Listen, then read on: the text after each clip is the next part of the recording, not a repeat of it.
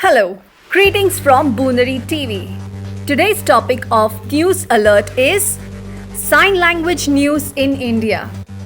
The US President Joe Biden has been widely lauded for his efforts in bringing a sign language interpreter to his daily press briefs.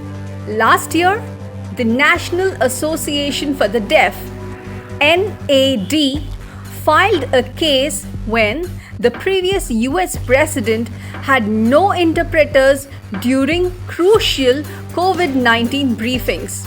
They had demanded from the court the need of a sign language interpreter at such occasions to provide accessibility for the deaf. More recently, a minister in UK, Vicky Foxcroft, wrote a letter to the UK Prime Minister Boris Johnson about the lack of a sign language interpreter in his news press briefing room. The United Nations Conventions on the Rights of Persons with Disability 2006 is a comprehensive document accepted internationally aimed to protect the rights of disabled people. Article 2 of the convention states that language includes both spoken and sign languages. In connection to it, India has also passed a special legislation, the Rights of Persons with Disability Act, in the year 2016.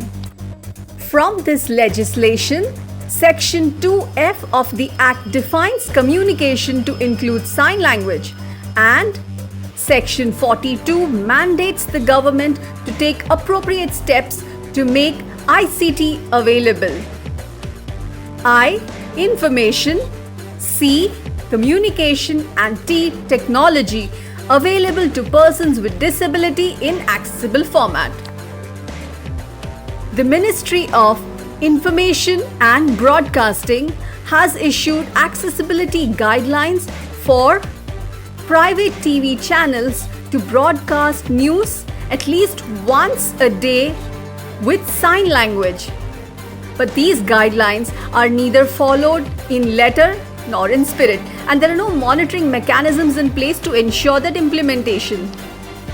With no sign language interpreters during the press briefs, several deaf face communication barriers. For example, briefs from the Prime Minister or the chief ministers of the states, especially about the pandemic, its safety measures, lockdown guidelines, etc., are not understandable to the deaf. Just because there is no interpretation in sign, real-time access is difficult for deaf ones. Access to sign language is a basic human right. The mandate for the government in the RPWD Act is not a matter of discretion. India should take all the essential and possible steps to make press briefings inclusive of sign language and empower millions of deaf people.